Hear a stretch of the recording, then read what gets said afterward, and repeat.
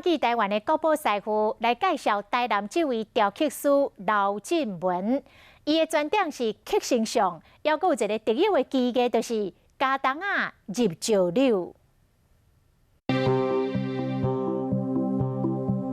台南安平剑师目睭真有神，要这对门神有特别的意义。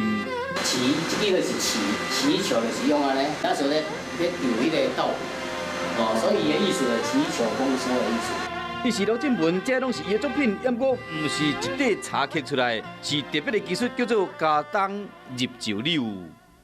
这个加冬甲石榴，它是成一个对比的颜色，所以有你产生一个视觉效果。 无共款的茶要夹起来，无遐简单，都要刻甲拄拄好，才放会入去。切割完成，准备要给它嵌入的那个。这木若高工嘛真费气，完全来一刀啊一刀刻，机器无法度代替。要刻进前，都要画出真油的图，手唔若爱卡，同时爱阁有耐心。伊是为中国中国大陆传过来一个技艺啦。 那台南算伊的故乡啦，因为伊老上济就是伫咧台南。古都台南因为庙真济，和这个老功夫伫府城流传，变成台南特有的技术。今年47岁刘进文，少年的时就拜师学艺，学刻新名。较早就有那未读册嘛吼，未读册就是去学一个一技之长。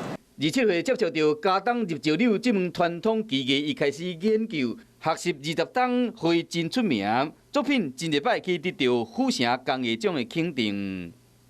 其实再多雕刻，什么人都会做，只不过讲你们那设计那个东西。像作品的名称叫阿嬷的家子，它有一个喜字，它喜字四面四福环绕，好，然后它的喜上面有一个福禄寿喜。 用木雕作品会使讲出感动人的故事，精彩雕工结合创意，刘进文和传统的技艺变成一件一件让人赞叹的艺术品。